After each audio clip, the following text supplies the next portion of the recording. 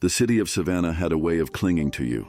Its cobblestone streets, lined with moss-draped oaks, whispered tales of love, loss, and secrets buried beneath centuries of history. By day, it was a picture of southern charm, pastel-colored homes, bustling markets, and the faint melody of jazz drifting through the air. But as night fell, Savannah transformed, shadows stretched long, and the air seemed to hum with the ghosts of its past. Sylvia Harper didn't believe in ghosts, not the kind that haunted houses, anyway.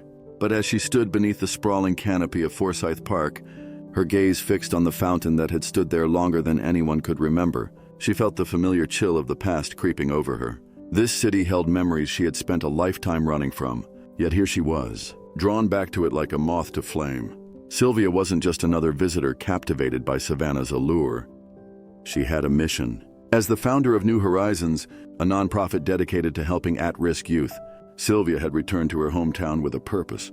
Her program aimed to transform the lives of kids teetering on the edge of society's cracks. She wanted to give them a chance to rewrite their stories, the way she wished someone had given her the chance to rewrite hers.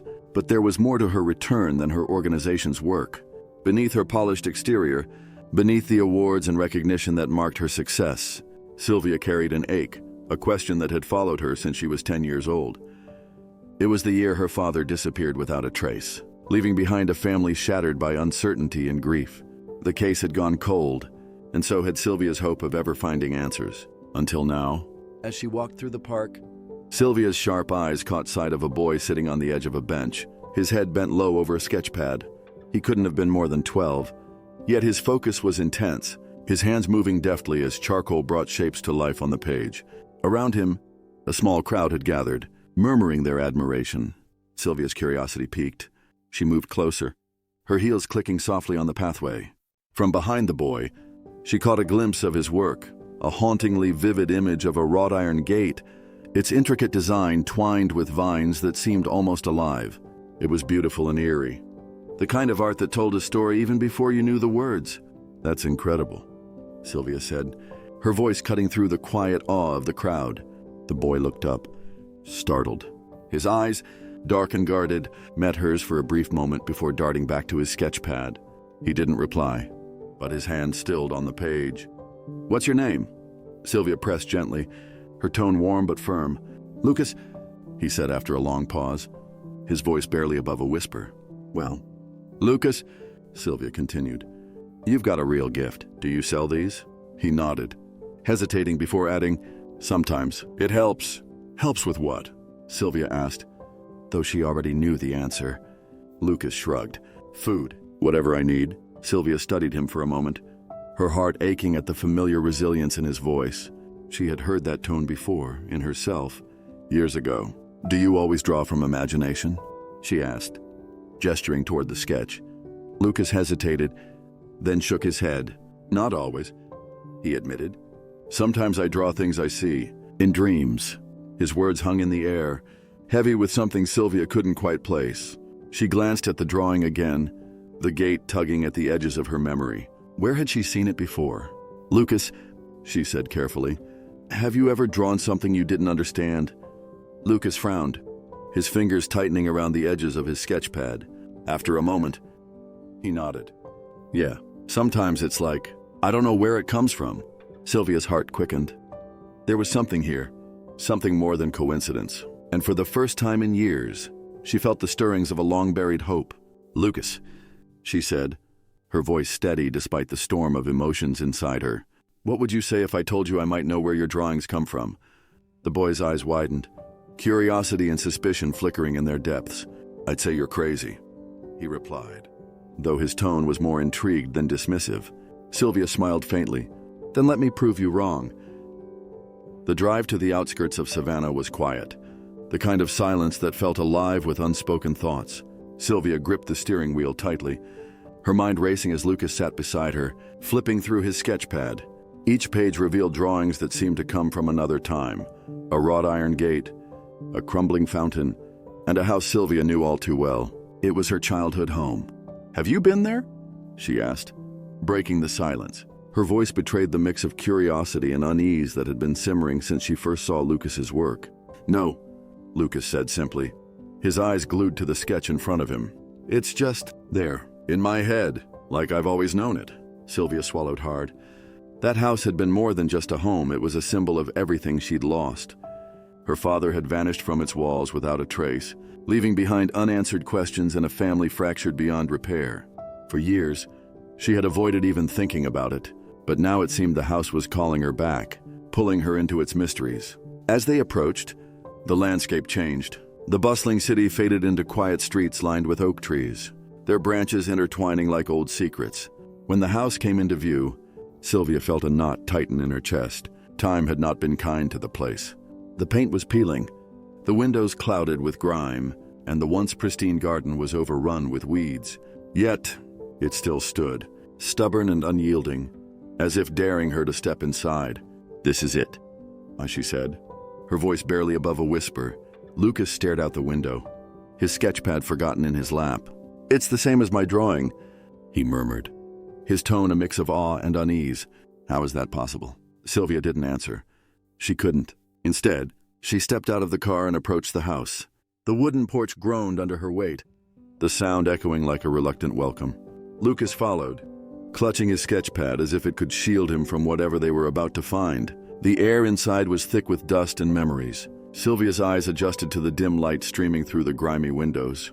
The furniture was covered in sheets, and the once vivid wallpaper had faded to a dull, peeling gray.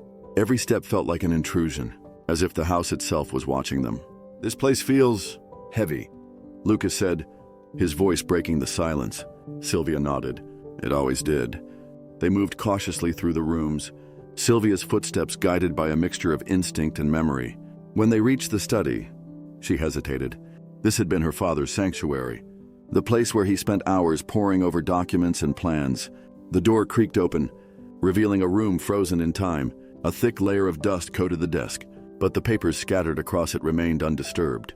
Lucas wandered to a corner of the room, his eyes drawn to a small cabinet. "There's something here," he said, kneeling to open it. Inside was a box, weathered and unremarkable, but it seemed to call out to both of them. Sylvia joined him, her heart pounding as Lucas lifted the lid. Inside were letters, photographs, and a worn leather journal. She reached for the journal, her fingers trembling as she opened it. The handwriting was unmistakable. It was her father's. "What does it say?" Lucas asked. Leaning closer, Sylvia scanned the pages, her breath hitching as fragments of her father's thoughts came to life. He wrote about a business partner, a man he trusted but began to suspect. There were references to hidden truths and securing the legacy, but the final entry stopped her cold. "If anything happens to me, the answers are in the gate." "The gate," she whispered, her mind racing back to Lucas's drawing. The wrought iron gate entwined with vines. It wasn't just a symbol, it was a clue. Lucas stared at her, his wide eyes reflecting both fear and determination. "What does it mean?" he asked. Sylvia closed the journal, her resolve hardening. "It means we're not done here. This is just the beginning." Sylvia Harper was no stranger to Savannah's hidden corners, but the streets she found herself walking now were a world apart from the city's polished charm. Here, the cobblestones were uneven, and the air was tinged with the acrid scent of smoke from a nearby food cart. This was the part of Savannah where people disappeared into shadows, where survival was an art, and childhood was a privilege, not a guarantee. She had come here to check on one of New Horizons' outreach programs, a mobile unit providing meals and supplies to the city's at-risk youth. The bright van parked at the edge of the square seemed almost out of place, a splash of color in a sea of gray. Volunteers bustled about, handing out sandwiches and water bottles to a line of children and teenagers who approached with equal parts gratitude and guardedness. Sylvia scanned the crowd, her practiced eye catching glimpses of faces that lingered a little too long or hung back on the edges. That was when she saw him, a boy sitting cross-legged on the pavement near the fountain, a sketchpad balanced on his knees. He was hunched over, his hands moving swiftly as he drew, oblivious to the commotion around him. Intrigued, Sylvia approached, weaving through the clusters of people until she stood a few feet away.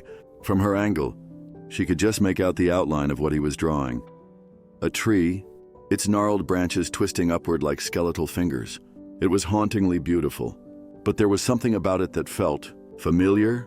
"That's quite the talent you've got," Sylvia said, breaking the silence.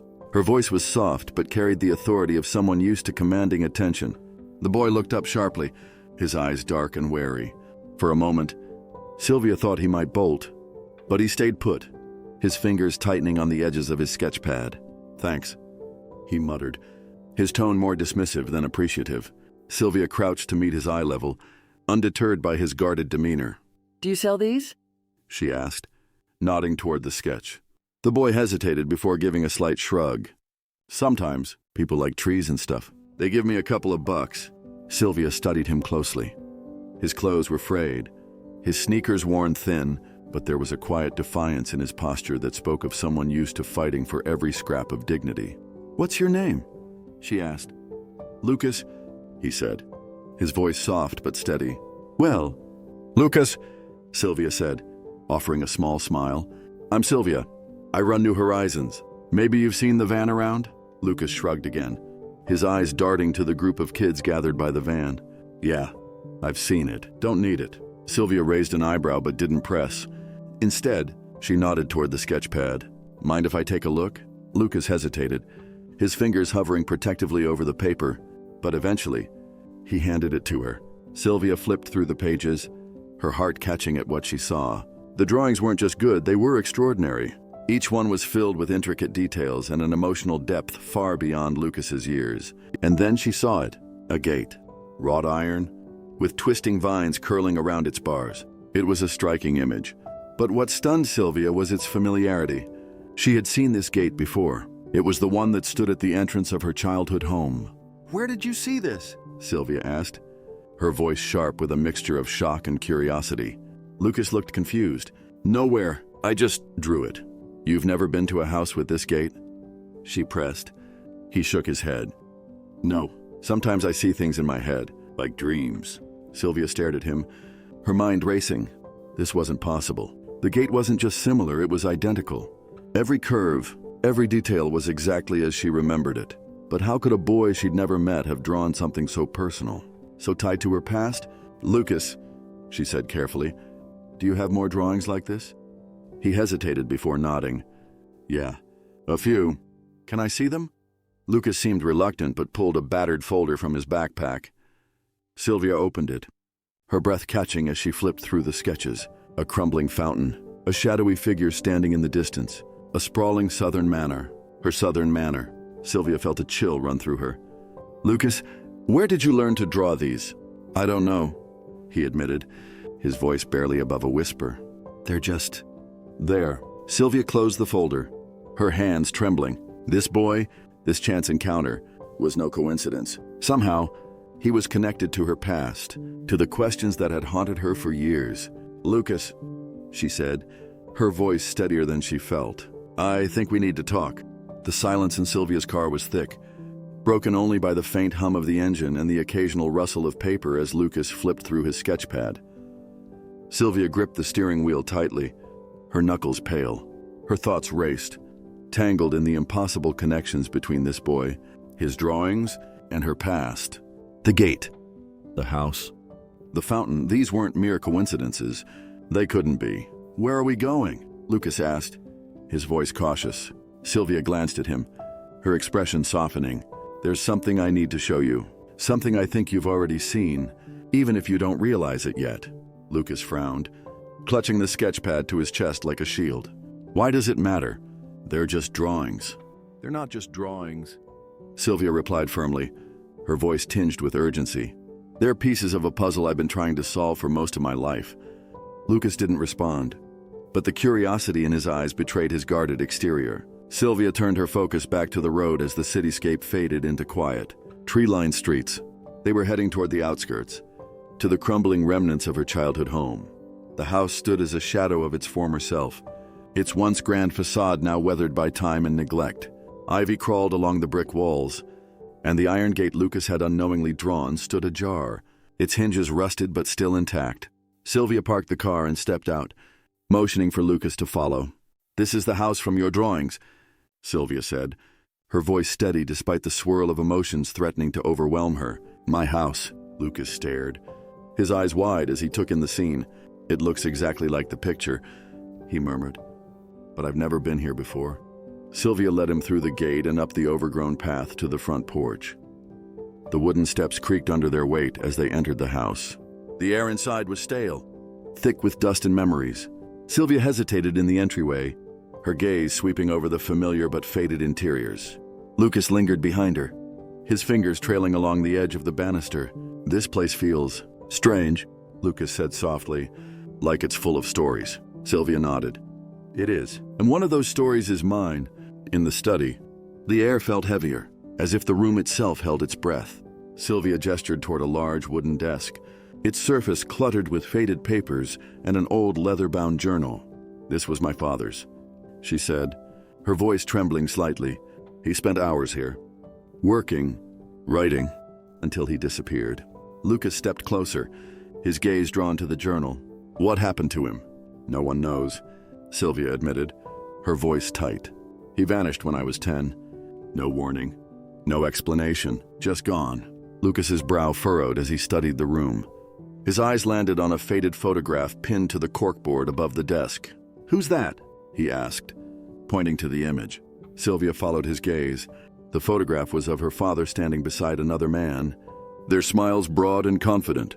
Sylvia's breath hitched. "That's him. My father. And the man next to him? I don't know." Lucas tilted his head, his eyes narrowing. "I've seen him before." Sylvia turned to him sharply. "Where?" Lucas hesitated, then reached for his sketch pad. He flipped through the pages until he found the one he was looking for. It was a portrait, a detailed rendering of the same man from the photograph. "I drew this a few months ago," Lucas said quietly. "I don't know why. He just came to me." Sylvia stared at the drawing, her heart pounding. The resemblance was uncanny, right down to the sharp lines of his jaw and the faint scar above his eyebrow. "This man," she said, her voice shaking. "He's the key. He has to be." Determined, Sylvia sifted through the desk, her fingers brushing against the leather journal. She opened it carefully, flipping through pages filled with her father's neat handwriting. One entry caught her eye. "I don't trust him anymore. He's hiding something. If anything happens to me, the truth is in the gate." "The gate?" Sylvia whispered, her mind flashing back to Lucas's drawing. The twisting vines, the intricate ironwork. It wasn't just a detail, it was a clue. "What does it mean?" Lucas asked, leaning closer. Sylvia's eyes burned with a mix of determination and fear.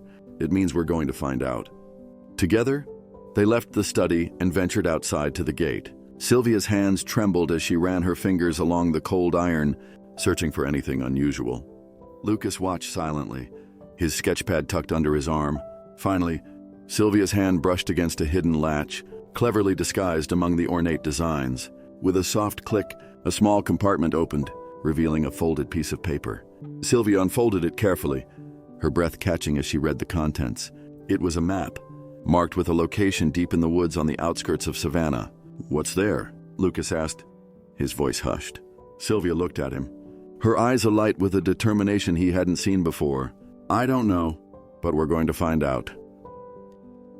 Sylvia's hands gripped the steering wheel as she drove toward the address on the map, the old paper resting on the dashboard beside her. Lucas sat quietly in the passenger seat, his sketchpad open but untouched. The tension in the air was palpable.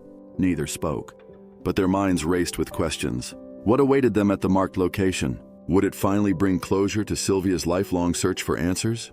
The map led them deep into the woods outside Savannah, where the roads became narrow and overgrown with vines. Eventually, they arrived at a clearing, where the remains of a once grand estate loomed.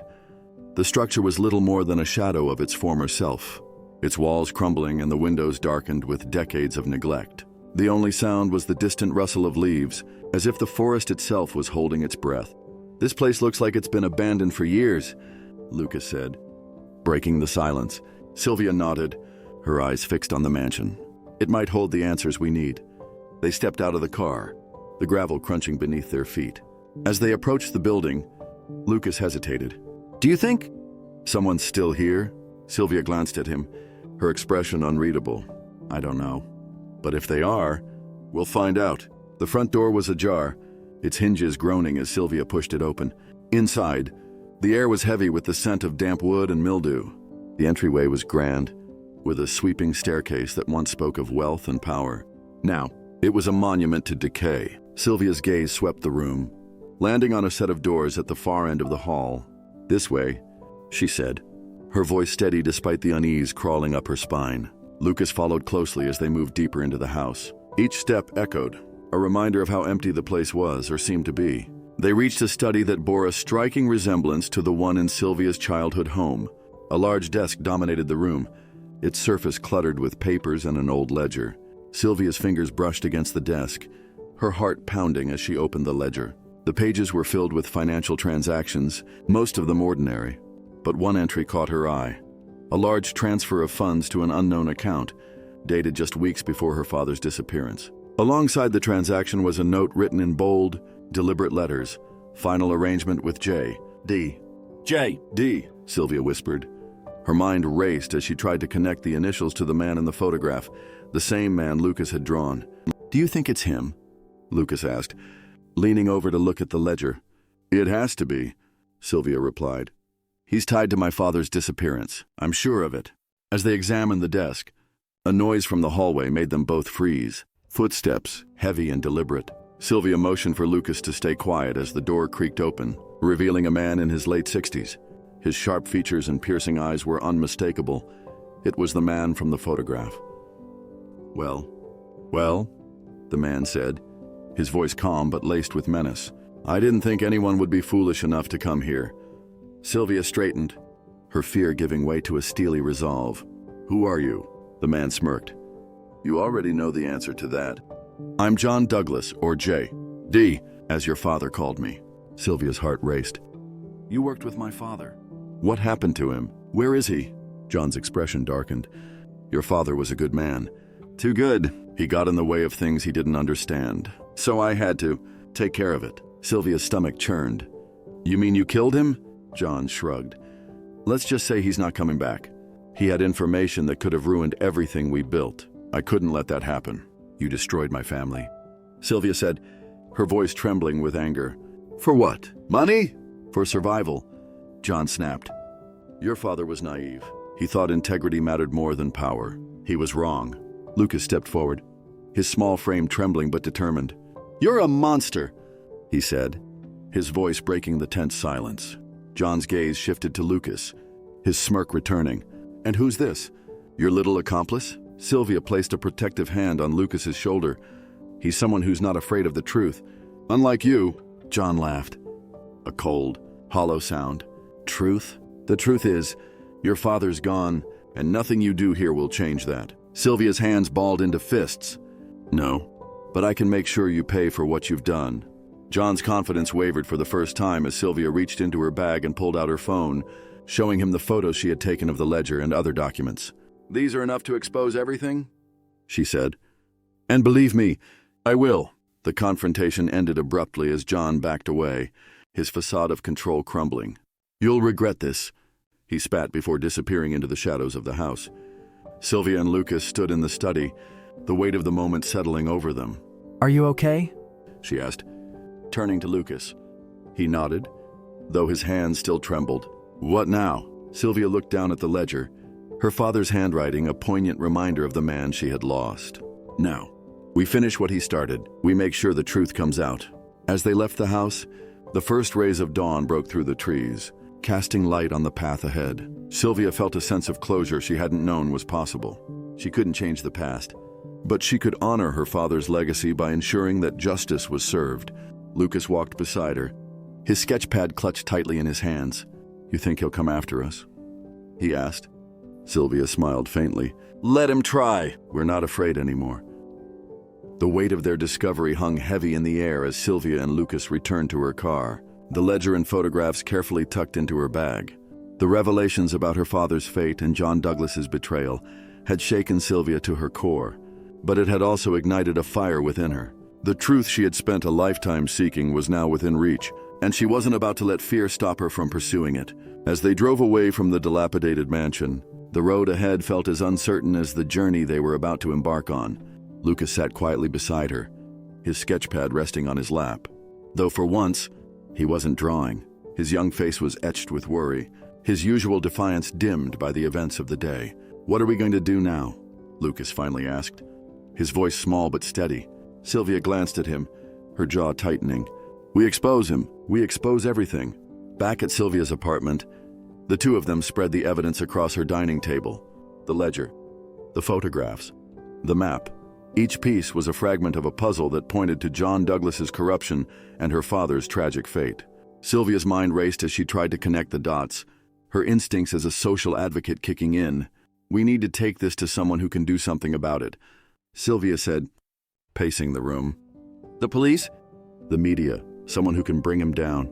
Lucas looked up from the ledger, his finger tracing the lines of transactions. Do you think they'll believe us? He's powerful, isn't he? Sylvia stopped pacing, her eyes meeting his. Powerful men fall all the time.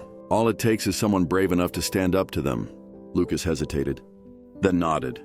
Okay, but how do we make sure he doesn't stop us before we even start? Sylvia considered this, her mind flashing back to the cold threat in John's voice as he disappeared into the shadows of the mansion. We have to be smart, careful, and we need help. The next day, Sylvia contacted an old friend, Carla Dawson, a journalist known for her tenacity and fearlessness in exposing corruption. Carla had once helped Sylvia publicize a story about systemic issues in Savannah's foster care system, and Sylvia trusted her implicitly. When Carla arrived at Sylvia's apartment, her sharp eyes immediately zeroed in on the evidence laid out on the table. This is big, she said, her voice tinged with both excitement and caution. You're not just poking a bear, you're poking a whole den of them. I don't care, Sylvia replied firmly. This man destroyed my family. He's hurt countless others, and he's gotten away with it for too long. Carla leaned forward, examining the ledger. These transactions alone are enough to open an investigation, but we need more if we're going to bring him down completely. We need a smoking gun. Lucas, who had been listening quietly, spoke up. What about the papers in the gate? They led us to the mansion. Maybe there's more. Carla looked at him, a flicker of admiration in her gaze. Smart kid. Do you think there's more hidden somewhere else? Sylvia thought about the journal entry from her father. The truth is in the gate. She hadn't fully explored the property, and she couldn't shake the feeling that there were more secrets waiting to be uncovered. That evening, armed with flashlights and determination, Sylvia, Lucas, and Carla returned to the mansion. The woods felt even darker than before, the shadows stretching long and foreboding as they approached the crumbling estate. But this time, Sylvia wasn't afraid. If her father had left behind more clues, she was going to find them. Inside, the house was eerily silent.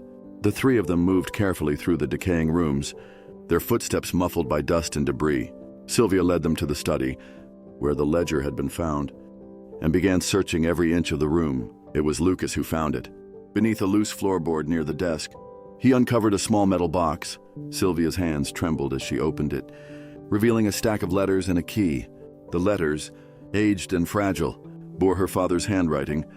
Sylvia's heart raced as she carefully unfolded the topmost letter, her eyes scanning the words. My dearest Sylvia, it began, and her breath caught. Her father's words painted a vivid picture of the betrayal he had uncovered. He detailed how John Douglas, once a trusted partner, had been embezzling funds and using their business as a front for illicit activities.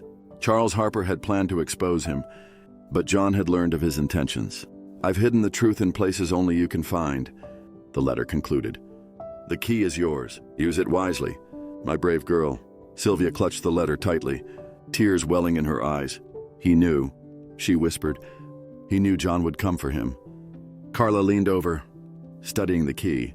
This must unlock something important. Any idea what it could be? Sylvia shook her head, her mind racing. No, but it has to be here somewhere. Lucas, who had been holding the metal box, pulled out another item, a map etched on the underside of the lid. It marked a location within the mansion's grounds. Looks like we're not done yet, Carla said, her voice steady. Let's find out what your father left behind. The map led them to the mansion's dilapidated garden, where the once beautiful landscape had been overtaken by nature. At the center of the garden stood an old stone fountain, its basin cracked and dry. Sylvia remembered playing near it as a child, her father always watching from the nearby bench. This is it, she said, her voice trembling. It's here. Lucas handed her the key, his eyes wide with anticipation. Sylvia knelt by the fountain's base, where the stonework bore faint etchings, a lock cleverly disguised within the ornate design. Her hands shook as she inserted the key and turned it. With a soft click, a hidden compartment opened.